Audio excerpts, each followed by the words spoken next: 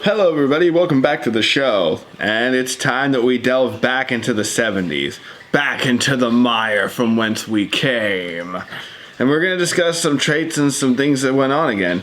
You know, we're going to follow our lovable gang of misfits from that 70s show as they take their romp through the end of the 70s. And we're going to really try to make as fun of as much as we can while teach you a little bit about them. I'm the Fox. I'm Kevin. I'm Santi.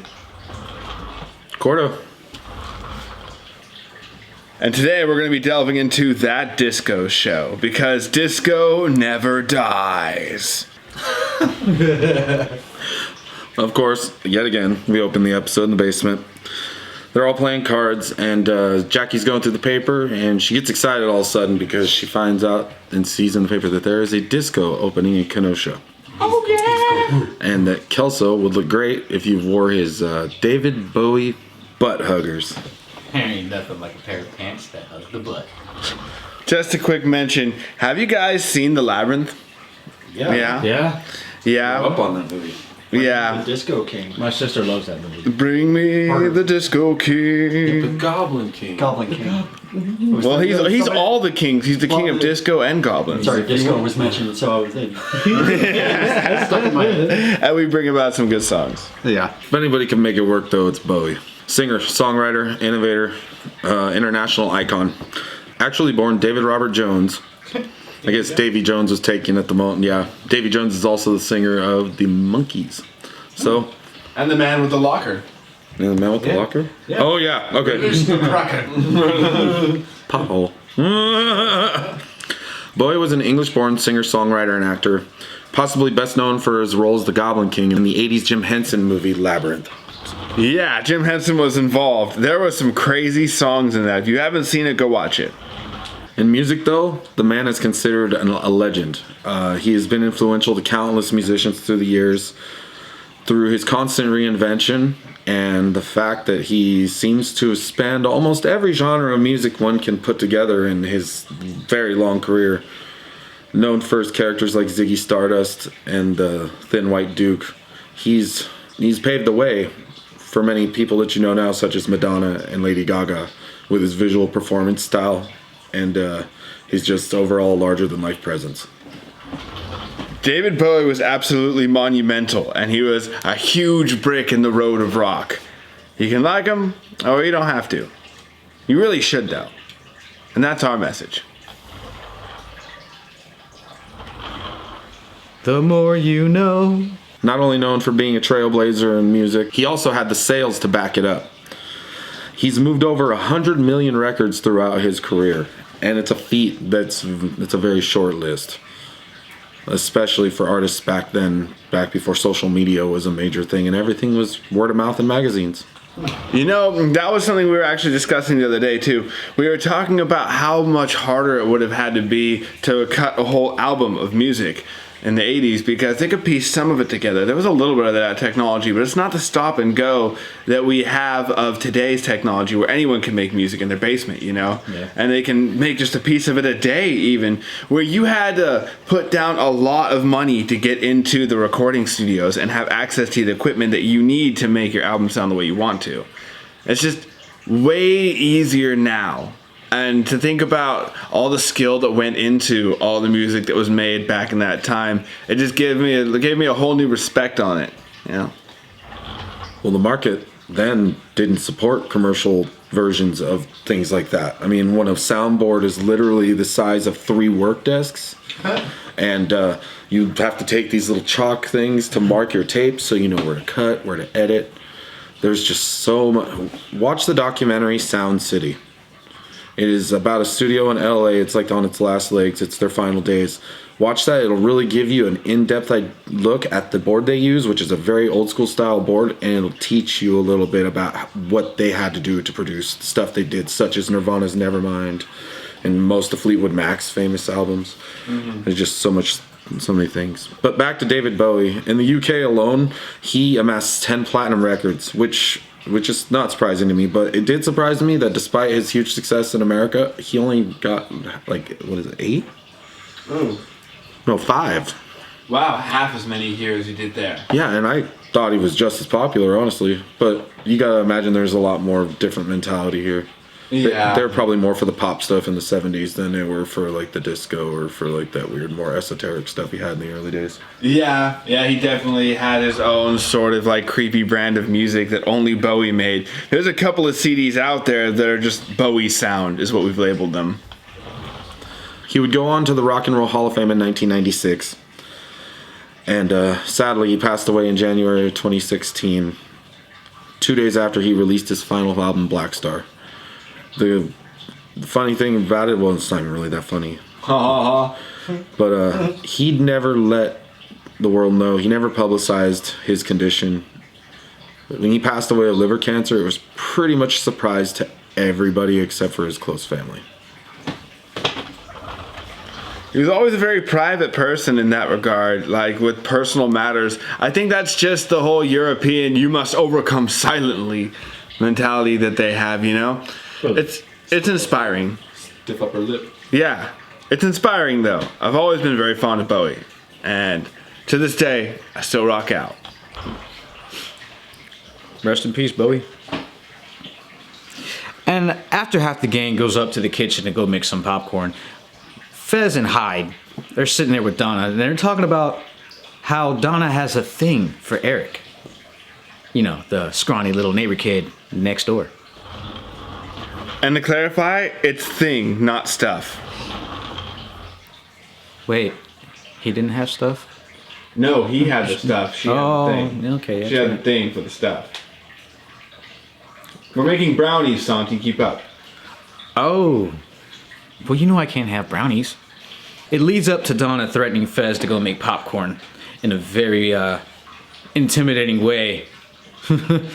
Yeah, Donna kind of scares me sometimes. Yeah, I think she has that effect over most of the characters. Then we cut back to Eric telling his parents about the disco, and he's asking if he can have his curfew extended till maybe about, and it gets to a little bit of negotiations, so his curfew is extended to about 1 o'clock. That's it. That's as far it. as Mama Bear goes. Yep. Which also leads to Kitty asking him if he's gonna take Donna. After bringing up an old memory, she tells Eric that she can tell that Donna's into him. I guess she's, mom, that whole motherly instinct. They have the mom sense, bro. Yeah, that's right. They know. Motherly instinct. I wouldn't know. I was not a mom, so Yeah, come on. Tell the truth. You're a mom. 3 times over. we won't talk about that. That's another episode. Yeah, we'll get to that one. Due to his embarrassment, he kind of writes her off. Cut to the group in the garage. They're gathering their recyclables to gather gas money so they can get to Kenosha. But they realize they have maybe $1.15's worth of gas. So Kelso mentions, hey, my dad's got a ton of empties, and most of the group heads over to that house. And Hyde and Red are still there in the garage when Hyde mentions that they're wasting their money when they can buy a big bag of caramels.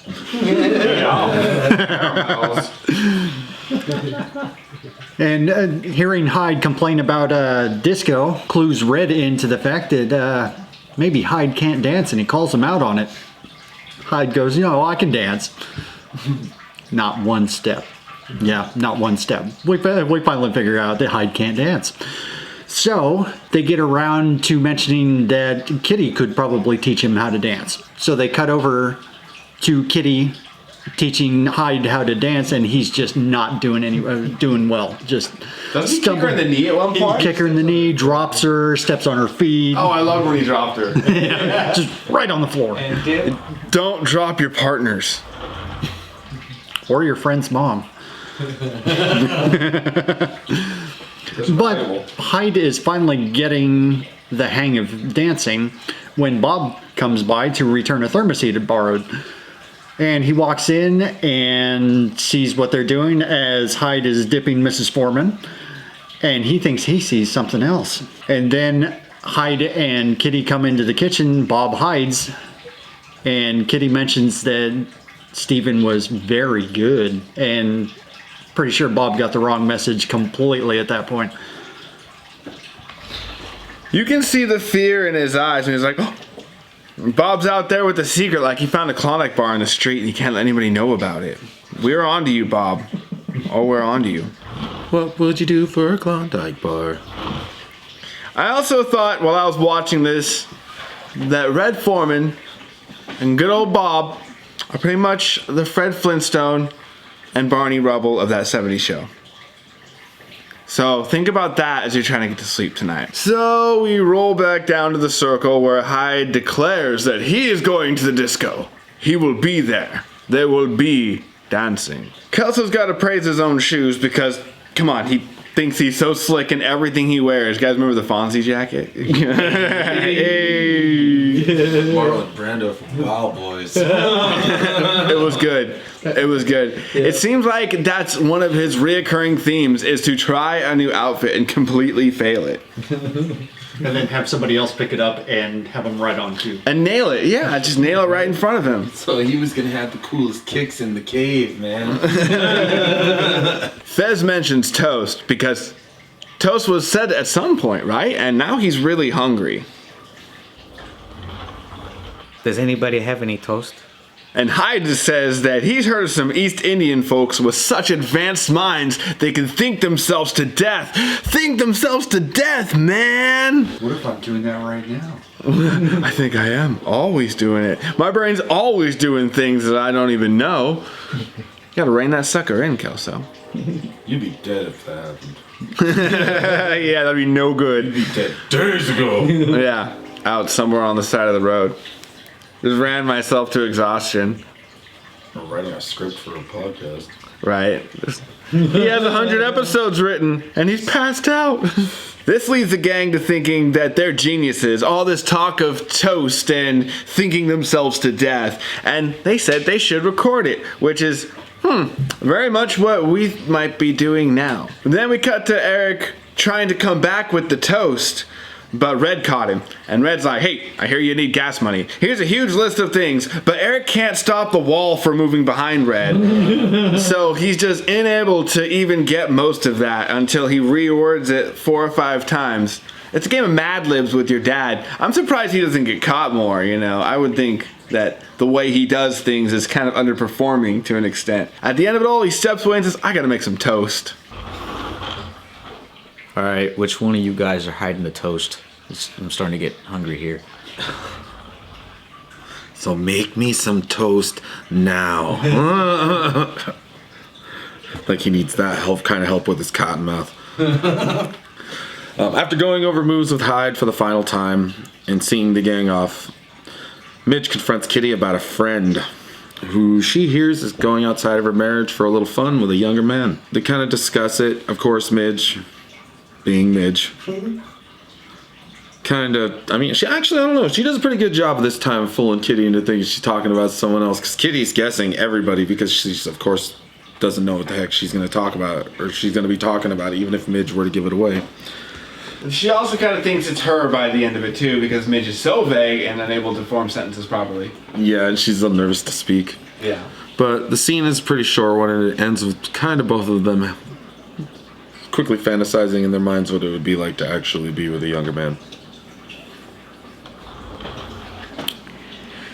So we arrive at the disco, where the music's going, the lights are all flashy, and in comes Kelso with his super hot, cool dance moves and his bright new shoes. See,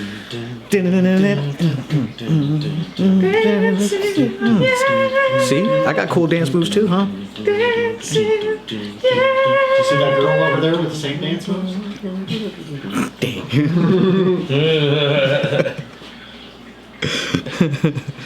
Fez realizes that disco is similar to samba, a musical style he apparently knows from his homeland very well, especially after showing off some of his moves, much similar to what I just performed with you for about 30 seconds ago. Ow! Anyway, But badly. very badly. And no, folks, he was not having a seizure. No seizures. Nope, no seizures at all.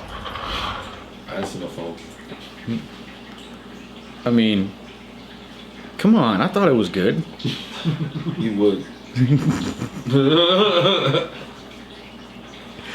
Hyde offers to dance with Donna, so that he can show off his new skills that he's been practicing with Kitty in the living room. In the living room with the knife. It was The life Hyde. of the wife is ended by Hyde's knife. Although I thought the dance choice was weird, and the song, Fernando. There was something in the air that night. The stars were bright. Fernando. You know, I don't know another one I said. Dance. To sing and Romance. okay, romance. Fernando. Hyde. This brings up to Hyde mentioning he wants to kiss Donna, but Donna blows it off by continuing to dance. And then we cut to outside of the disco, where after Fez romances Jackie with his little, suave dance moves, they're alone in the cruiser, flirting. Kelso comes out, ready to defend his honor. It leads to Fez being hung upside down and being caught between Jackie and Kelso, which, by the way, Wrong place, right time again? I guess wrong position, wrong time. I don't know how you guys feel about kissing. Because, they were getting pretty close, man. They were scooting in for the snogging. So Kelso goes in for the powerbomb on Fez, and Jackie saves him just in time. If Fez would have farted, that would have been very, very bad. Dude, game over, man. Game over. Mood killer. Yeah, he didn't have to worry about scaring Jackie off at that point because he'd already lost it. But we cut back to the driveway where Red's working on his car, and Bob finally gets to do something with the information he thinks he has. So he walks up to Red, and Red, as he does with Bob, pointedly ignores him. Until Bob makes an obviously loud help you with something, Bob? Come on. If you hear that noise coming from anywhere in your vicinity, you're gonna respond. If nothing, for no other reason than to shut him up. But Bob tells Red that he thinks Kitty is cheating on him with Hyde. So he tells... So Red tells Bob, you know what, go get your deer rifle, we're going to have to kill him. And then all of a sudden Bob panics, thinking, oh, geez, now I'm involved in something real. Maybe he was just teaching him to dance, or she was just teaching him to dance. And then Red just kind of, that would be downright logical. Which, as we know, is already the truth. So we, after that, we realize everything's okay. And we get to the end of the night when the kids are returning from the disco. Donna and Eric are in the driveway, and Eric starts to get real and almost have the same kind of moment that Hyde had with her on the dance floor. And instead, she just tells him to shut up and dance. And they start dancing, singing and dancing to Fernando right there in the driveway. Eric steals himself a kiss, and then the show cuts to curtains. It was a good episode. I liked it. I'm fond of it. There's a lot of cultural nuances with disco. I don't know if it'll ever come back to full power like Shaggy meme status, but it'll definitely linger around in the halls like the sins of past presidents. 'Cause there was something in the air that night. The stars were bright, Fernando. Yeah, that you and me, Fernando. Yeah, I think we lost it. See, I don't even know the blather that one. I can't even mumble it right. All right, guys, thanks for joining us. We'll see you next time. I'm Fox. I'm Kevin. I'm Santi. And I'm Cordo. Keep it real.